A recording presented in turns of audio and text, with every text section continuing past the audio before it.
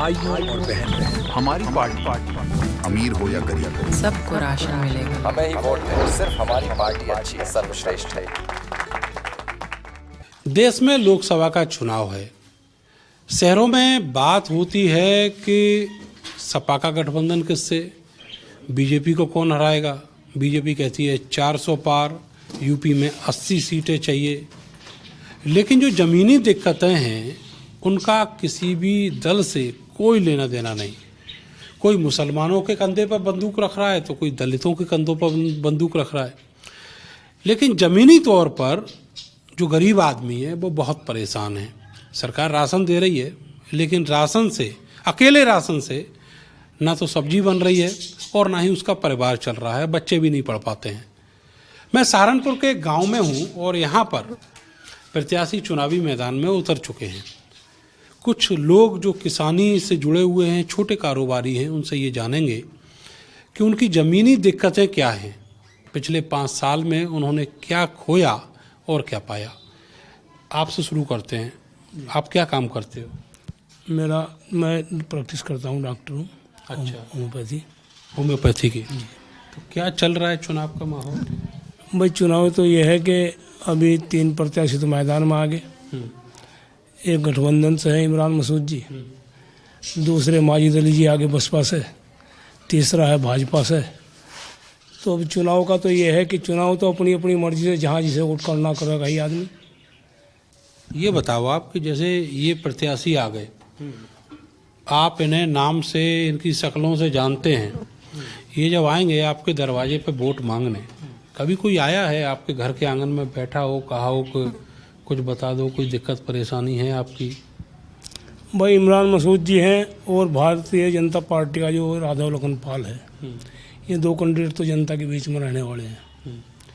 बाकी जो माजिद अली है, नया कैंडिडेट है यहाँ तो मेरे ख्याल से बसपा ने पहले चुनाव लड़ा है, इसका है 19 में लड़ा है। हाँ। तो उसके बाद अब आया है मैदान में। अब देखते हैं बसपा का क्या जनाधार है।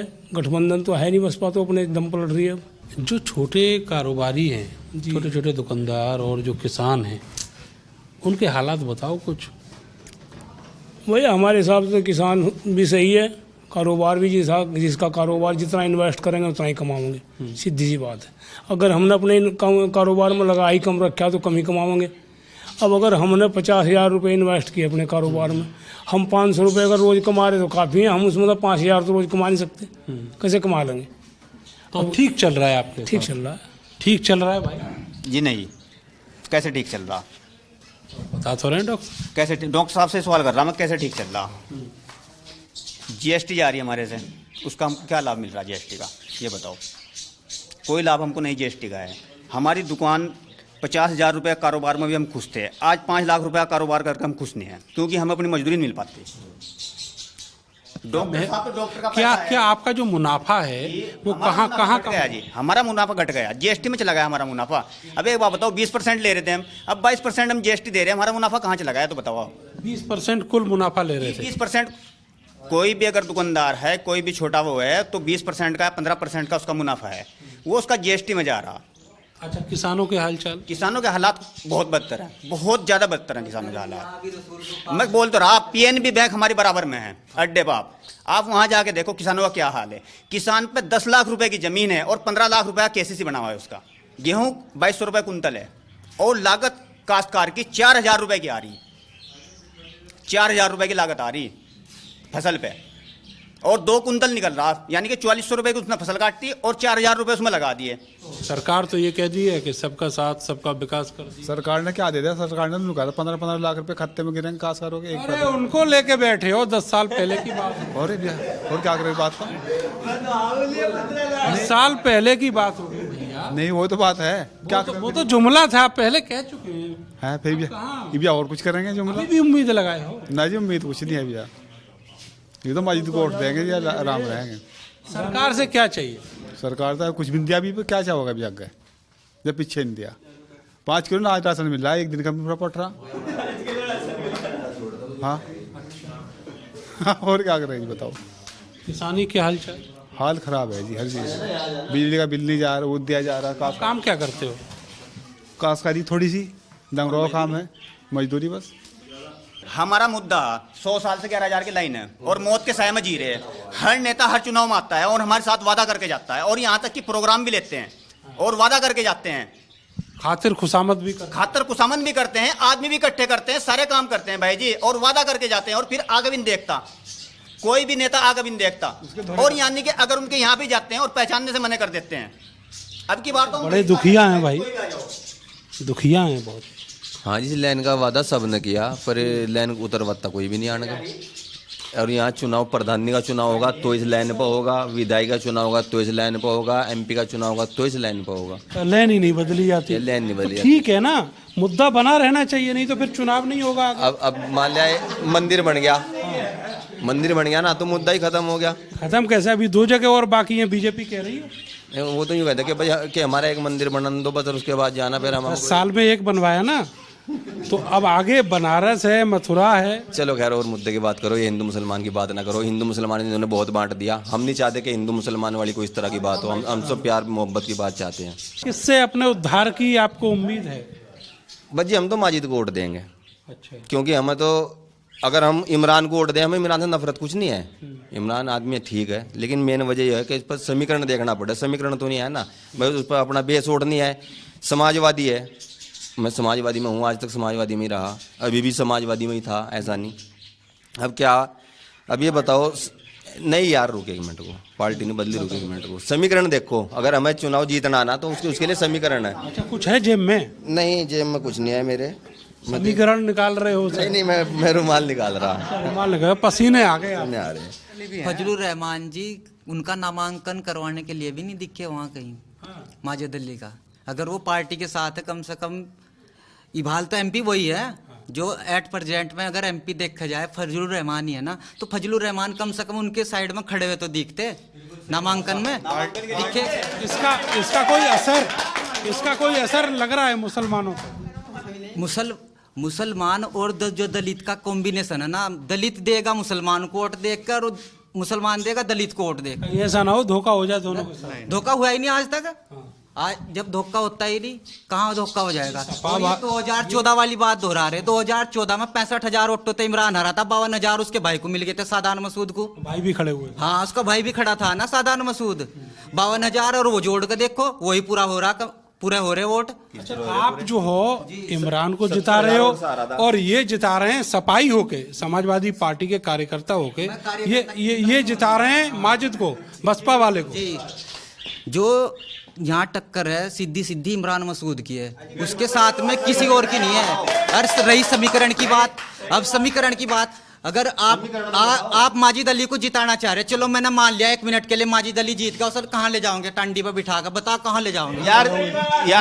यार आप हमें इमरान मसूद का समीकरण बता दो, जीतने का बात खत्म। सेंट्रल गवर्नमेंट में सरकार आओगी, कांग्रेस का जो वो एमपी बनेगा वो कांग्रेस को वोट देगा। जब तो ये बनता ही नहीं यार।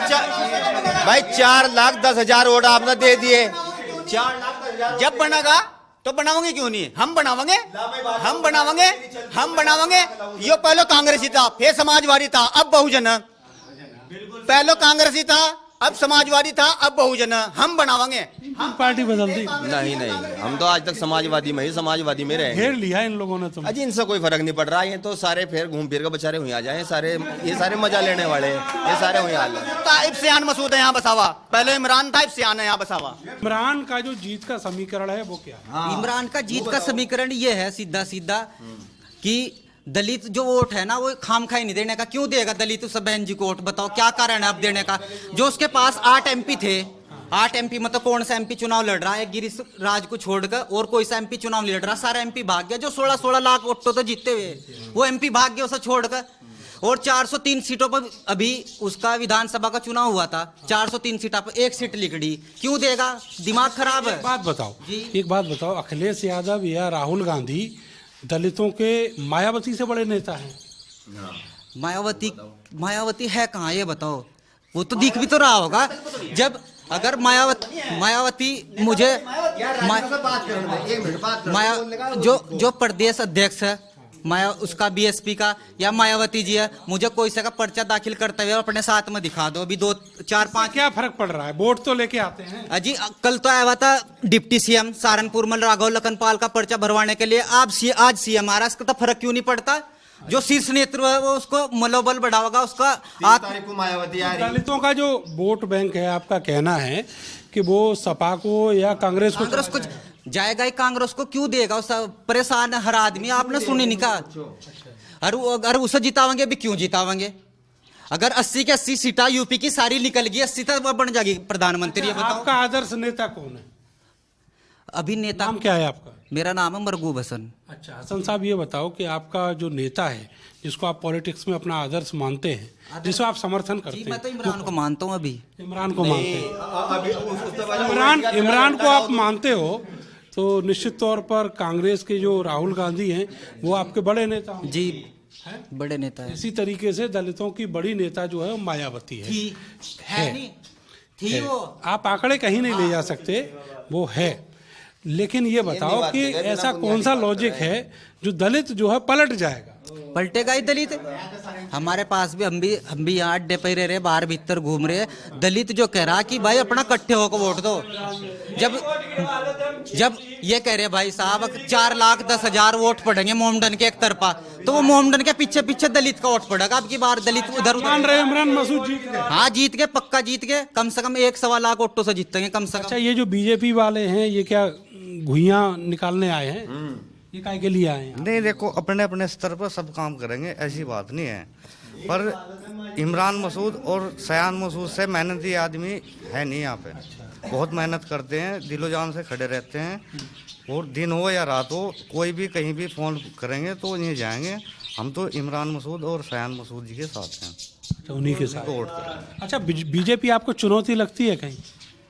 नहीं, बीजेपी है चुनौती, ऐसी बात नहीं है, चुनौती है तो है, लेकिन हम तो इन्हीं के ही साथ हैं, इन्हीं के साथ रहेंगे। वो अपने स्तर पर अपना हार गए अगर ये तो नहीं, ऐसा तो नहीं है। जब हम मेहनत करेंगे तो कई बार देखो, जब हम मेहनत करेंगे, जब हम मेहनत करेंगे तो हारने का मतलब ही नहीं है। हम दिलो जान से मेहनत करेंगे, हम साथ खड़े हैं। अच्छा, अब आपसे बात करे ले रहे हैं आप बहुत बीएसपी वालों को सपोर्ट कर रहे हैं।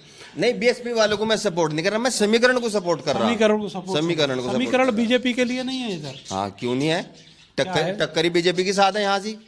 अच्छा, यहाँ बीजेपी को हल्के मना लो कि बीजेपी बहुत हल्के में है। बिल्कुल हल्के मना लो। मुसलमान और दलितों को इमरान मसूद पर ज्यादा फट गया, इमरान मसूद पर छिटक गया ना कुछ भी, तो बीजेपी साफ जाके यहाँ से निकल जाएगी ना बीजेपी।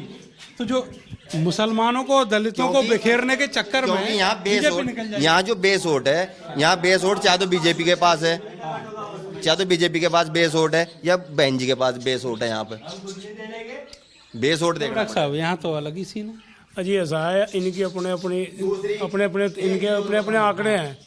देखो इनका सीधा गणित है इनका तो, कि दलित और मुस्लिम अगर इकट्ठे होंगे चाहे वो इमरान को जिता लो चाहे वो माजिद को जिता लो। अच्छा, ऐसा होना नहीं, इसलिए निर्भय पाल साफ जाएंगे जीत के। जब तक ये झगड़ते रहेंगे ना, अब हम इधर को देंगे, रोटी कोई और ले जाएगा, वो बिल्कुल ले जाएगा, पक्की बात है। तो क्योंकि वो उसका वोट बैंक जो है इकट्ठा है। जब तक वोट पड़ेगा तब तक ये मुसलमान एक झंडे के नीचे आएगा या फिर डिवाइड होगा? ये डिवाइड ही रहेंगे, डिवाइड रहेंगे, दलित भी डिवाइड रहेगा। इसीलिए राघव लखनपाल जीत जाएगा, सीधी सी बात है, इसमें कोई वही नहीं। आप दोनों के जो कैंडिडेट हैं वो हार गए, इधर डॉक्टर साहब का कैंडिडेट जीत गया।